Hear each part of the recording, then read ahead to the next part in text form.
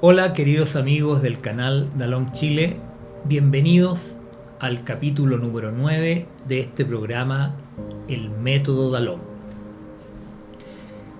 Hemos prometido avanzar hacia la aplicación práctica de los principios del Método Dalom. Por lo tanto, hoy vamos a ver cómo podríamos aplicar el Método Dalom a una situación extrema como es la fuerte crisis social que está viviendo Chile. Para aquellas personas que sean de otros países, bueno, espero que estén enterados, o si no, pueden compararla con situaciones similares en sus países, que sin duda debe haber situaciones más o menos parecidas.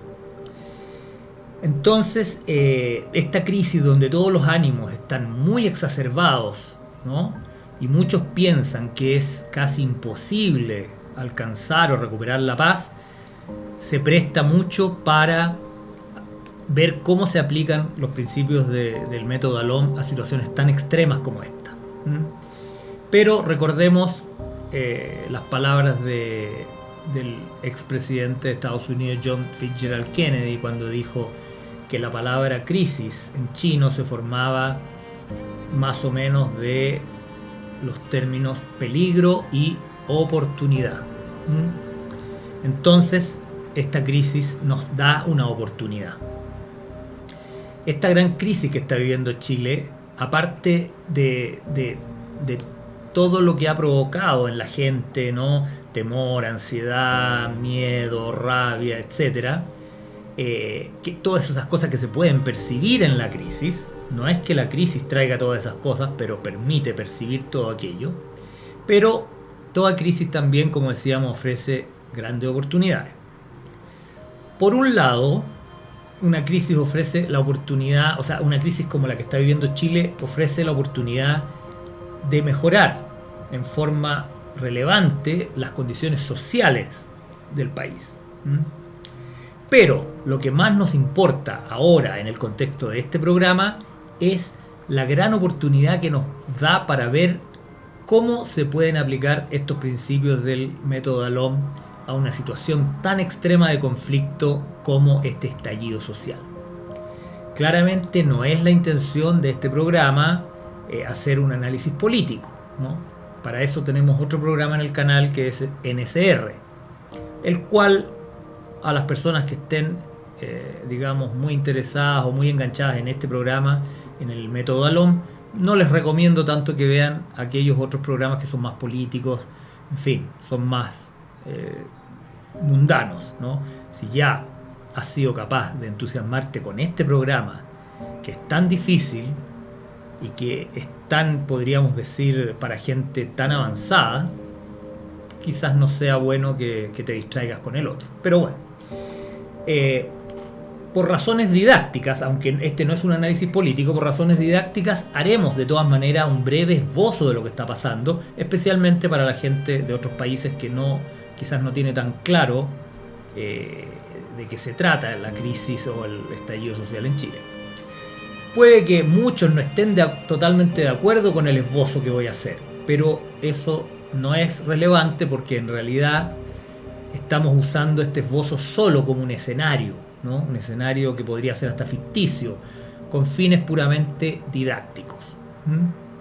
Entonces, a grosso modo, o grosso modo como dicen los lingüistas más rigurosos, grosso modo creo que la situación se podría definir más o menos así.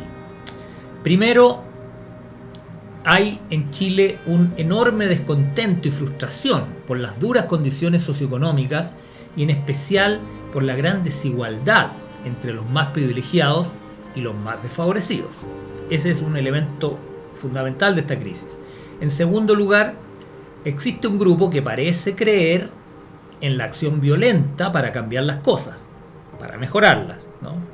Ya sea en favor del pueblo oprimido o de cosas políticas o de ellos mismos, en fin. Pero hay gente que cree en la violencia y es un tema importante aquí. Cree en la violencia como herramienta para mejorar las cosas. Después, en tercer lugar, hay un grupo dispuesto a hacer cualquier cosa para aprovecharse de la situación. ¿no? De ahí vienen los saqueos, los robos, en fin.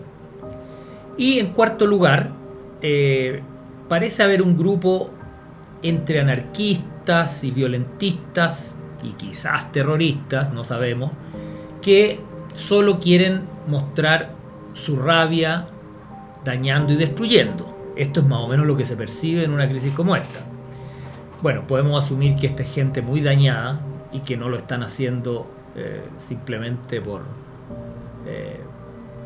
crear, digamos, por el mal en sí, sino que porque gente, digamos, psicológicamente muy dañada y es su única forma de actuar o su único impulso es expresar su enorme rabia y su profundo dolor. Bueno, como dije antes y quiero reiterarlo para que no se malentienda, no importa si esta visión del problema es exacta o no, ¿ya? De hecho, cualquier visión que demos o cualquiera que pueda haber sobre esta situación va a ser una simple percepción subjetiva, no olvidemos eso. Lo importante aquí es usar esta situación general para ver cómo podríamos aplicar los principios del método Dalom. Lo que ocurre en esta crisis es que la mayoría de las personas sienten que están en una postura irreconciliable con su contraparte. Y esto es un punto muy importante, ¿no? Sentimos que es casi imposible ponernos de acuerdo con aquellos que están en la vereda opuesta. Veamos un par de casos. Número 1. Muchos chilenos, y supongo que esto pasa en toda Latinoamérica y en todo el mundo, muchos se sienten abusados por el sistema, por los poderosos, por los que gobiernan. Esta situación incluye a todo aquel que se siente explotado, mal pagado, poco reconocido o abusado de una u otra forma por sus jefes o superiores. Por eso es muy útil como ejemplo, pues todos ellos sienten más o menos lo mismo, que sus vidas son duras y difíciles por culpa de los que detentan las posiciones jerárquicas, ¿no? Detentan el poder. Claramente, desde la perspectiva humana y mundana, no se ve otra salida a esta situación que luchar contra los culpables de tanta infelicidad, ¿cierto? Esta es la conclusión lógica y ha sido la que prácticamente ha escrito la historia del mundo, o sea, conflictos, revoluciones, guerras, terrorismo, etc. Pero, ¿qué nos dice la sabiduría espiritual? La sabiduría, por ejemplo, de un curso de milagros o de este método Dalom específicamente. Nos dice más o menos lo siguiente. En la realidad más profunda, recuerden que aquí estamos pasando de la visión mundana a la visión espiritual, lo cual requiere un esfuerzo no menor, ¿ya? Entonces, repito, en la realidad más profunda, todos somos uno. Todos somos, como dice un curso de milagro, el santo Hijo de Dios, que quiso vivir la experiencia de separarse. Y no solo se separó de su padre, sino que también de sí mismo, ¿no? Por eso creemos ser tantos en este mundo cuando en realidad somos un solo ser, ¿no? Un solo Hijo de Dios. Pero aquí estamos separados o estamos viviendo la experiencia de estar separados y creemos ser muchas personas individuales. Por lo tanto, se deduce de lo anterior que cada vez que tengo un conflicto, soy yo en conflicto conmigo mismo. Esta conclusión es tremendamente importante. Difícil de llegar a esta conclusión, pero si logramos llegar a esta conclusión de que todos somos uno, por lo tanto cada vez que estoy en conflicto soy yo que estoy enfrentándome a mí mismo, ¿no? Es un conflicto conmigo mismo. Si podemos llegar a esta conclusión, si tenemos la capacidad, la sabiduría, la visión, la iluminación de llegar a esta conclusión, todo cambia. Entonces, si yo estoy en ambos lados del conflicto, es altamente recomendable considerar la posición de ambas partes por igual y tratar de encontrar la mejor solución para ambas partes del conflicto. ¿Se dan cuenta cómo la cosa cambia totalmente con esta perspectiva espiritual?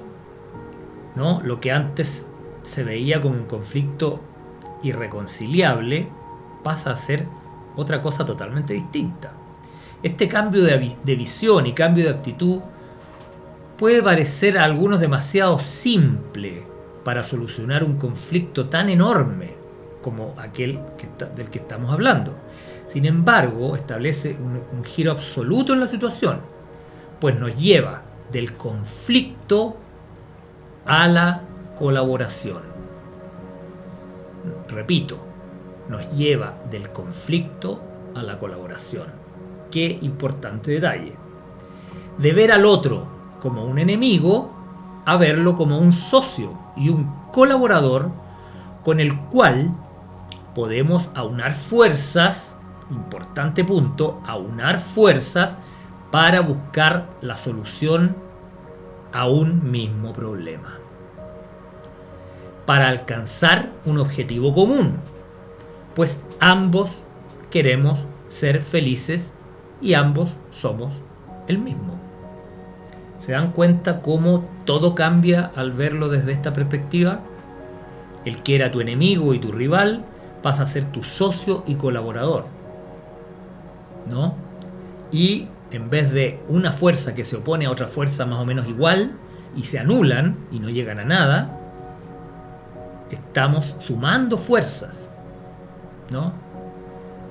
Está claro que en la práctica, y lo tengo muy claro, si tuviéramos que negociar pactos complejos como los que se están planteando en esta crisis social chilena, cada uno de los bandos tendería a beneficiar la posición con la cual se identifica más, ¿no?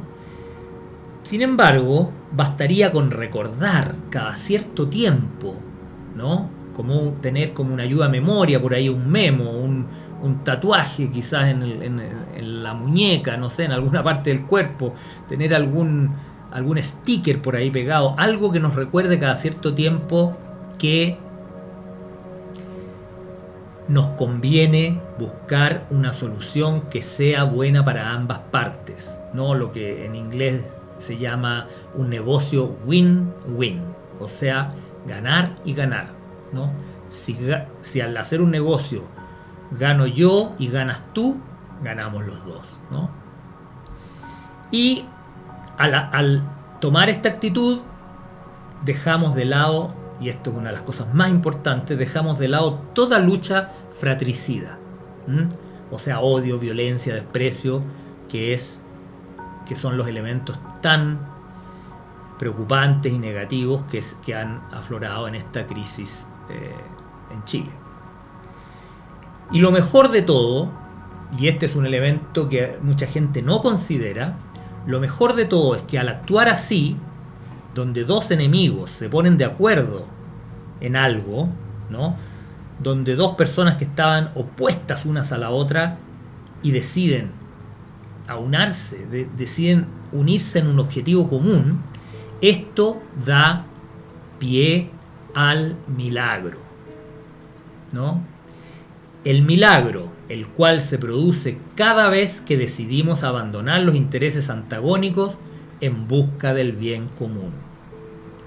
Este es el elemento inesperado, ¿no? El serendipity que aparece cuando donde había un viejo odio, ahora nace una nueva amistad.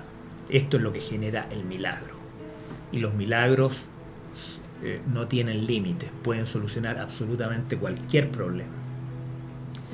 Bueno, veamos un segundo escenario, ¿ya? Otra situación que se produce en esta crisis. La gente que observa el vandalismo y no puede entenderlo ni aceptarlo.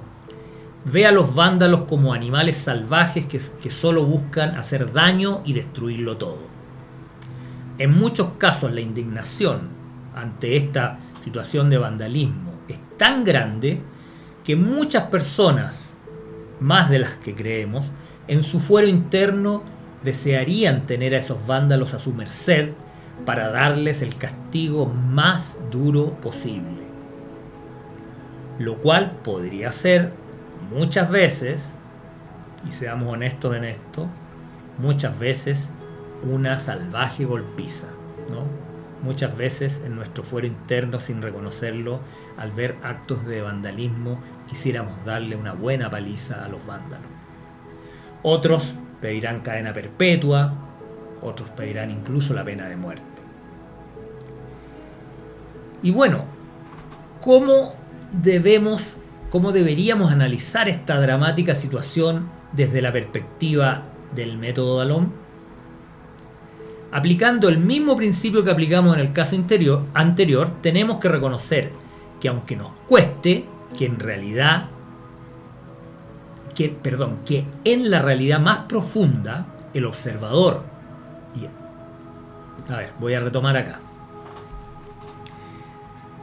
Aplicando el mismo principio del caso anterior, tenemos que reconocer, aunque nos cueste bastante, que en la realidad más profunda, el observador y el supuesto vándalo son la misma persona que se está dividiendo por efecto de la dualidad en que vivimos entre observador y observado. Por lo tanto, al mirar a ese otro, en realidad nos estamos viendo a nosotros mismos.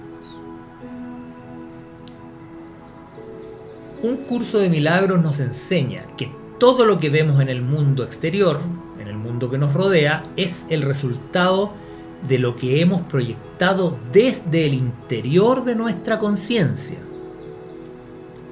En la introducción del capítulo 21 de un curso de milagros dice: la proyección da lugar a la percepción.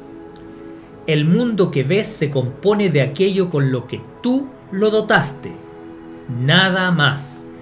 Pero si bien no es nada más, tampoco es menos. Por lo tanto, es importante para ti. Es el testimonio de tu estado mental, la imagen externa de una condición interna. Tal como el hombre piense, así percibirá. No trates, por lo tanto, de cambiar el mundo, sino elige más bien cambiar de mentalidad acerca de él.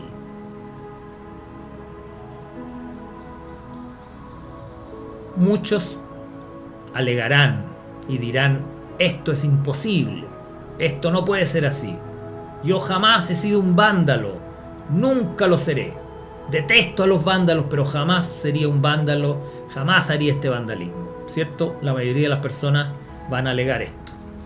Sin embargo, y hay que ponerse una mano al corazón y reconocer que el mismo hecho de querer castigar ferozmente a los vándalos nos prueba que en cierta forma y en cierta medida sí lo somos, ¿no? Procurar una fuerte golpiza o un castigo brutal a los vándalos es porque hay un cierto vandalismo en el interior de nuestras conciencias, de nuestros corazones. Sé que esto es súper difícil de reconocer, pero tenemos que hacer un esfuerzo y ser bien honestos, ¿no? Esto no quiere decir necesariamente que nosotros haríamos exactamente lo que están haciendo estos vándalos que nosotros observamos o lo que nosotros denominamos vándalos. Pero sí significa que lo que tú estás sintiendo es un sentimiento que solo te pertenece a ti. Son tus sentimientos. Si aún no estamos capacitados para reconocer que yo y ese otro somos el mismo ser, lo cual es una visión extremadamente elevada, no estamos exigiéndole a nadie, ni me exijo a mí mismo, tener una visión tan elevada como para reconocer en todo prójimo, reconocerme a mí mismo. O sea, en algunos momentos es fácil hacerlo, pero cuando uno está observando una conducta que le parece brutal, ¿no? Parece que un ser humano se está comportando en forma absolutamente despreciable y brutal, en ese momento es donde cuesta decir ese soy yo. porque uno dice, ¿por qué voy a ser yo? ¿Cuándo he cometido un acto de tal vileza? ¿No? Entonces, si no estamos todavía capacitados para reconocer que el otro soy yo, al menos reconozcamos que lo que sentimos al observar a ese otro, a ese que vemos como un vándalo o a un policía abusador, ¿no? O a cualquier persona que está abusando de los demás o haciendo cualquier cosa terrible, por lo menos reconozcamos que el sentimiento que tenemos es exclusivamente nuestro. Un sentimiento que simplemente no se le puede atribuir a aquella otra persona que estamos observando. Sé que muchos se resisten a esta idea, ¿no? De que no le pueden atribuir el sentimiento intensamente negativo a esa persona que está frente a nosotros. Pero piénsalo de esta manera. Cuando tú ves a lo que consideras un vándalo actuar, otra persona al lado tuyo puede estar viendo simultáneamente contigo a un valiente combatiente que lucha por los derechos de los oprimidos. Es decir, está viendo un gran héroe. Eso no quiere decir que tú seas un vándalo y que la persona que está al lado tuyo observando sea un héroe. Simplemente significa que tú elegiste ver el vándalo que hay en ti y el otro en ese momento eligió ver el héroe que hay en él, ¿no? Pero aquí lo importante es que cada persona elige lo que quiere ver. Ese es el punto. Por otro lado, en la otra vereda, digamos, mientras alguien ve a un carabinero o a un militar como un perro opresor y asesino, otros simultáneamente lo están viendo como un noble funcionario que hace su trabajo y que está dispuesto, por un salario mínimo insignificante, a arriesgar su propia vida por proteger a sus ciudadanos, ¿no? Es decir, los otros están viendo en ese policía un héroe. ¿Ves cómo se invierten las cosas? ¿Y quién tiene la razón? ¿No? ¿Quién tiene la razón aquí y quién se equivoca? Es muy fácil decir, yo tengo la razón, y todo el que diga lo contrario es un maldito fascista o es un maldito comunista. Es fácil eso, es muy fácil caer en eso. Casi todo el mundo cae en eso, todos caemos en eso. Lo que yo veo es la verdad y lo que ves tú que es contrario a lo mío es una burda e intolerable mentira, porque tú eres un tal por cual y no ves nada, no entiendes nada y tienes la cabeza llena de puntos suspensivos. Es fácil tomar esa actitud. Esa es la actitud que lamentablemente muchos chilenos están tomando en estos duros momentos de la crisis. Está claro que una crisis tan potente como la que está viviendo Chile exacerba al límite las emociones. Miedo, ansiedad, rabia, odio, indignación, impotencia. Sin embargo, si respiramos profundo y tratamos de conectarnos a nuestro centro, ¿no? Si dejamos por un momento de lado las fuertes pulsiones emocionales y pensamos con calma, podremos reconocer que no es posible que todo el problema se reduzca a que la mitad de la gente ve las cosas de manera correcta y la otra mitad ve las cosas totalmente equivocadas, en forma totalmente errónea. No es posible dividir el mundo así. Y si lo pensamos bien, descubriremos que en realidad se equivocan todos los que creen que lo que ven es tal cual lo ven. La verdad es que todos, al observar afuera, en realidad se están viendo a sí mismos. Dura verdad, pero es la única que nos va a permitir avanzar en el camino que nos hemos propuesto hacia la paz interior y hacia la dicha plena. El horror que todos los chilenos hemos visto estos días es el horror que estaba oculto en el interior de cada uno de nosotros. Por eso las crisis a veces son tan útiles, porque nos permiten penetrar en las capas más profundas de nuestro inconsciente y descubrir pensamientos que estaban enterrados bajo múltiples capas de negación.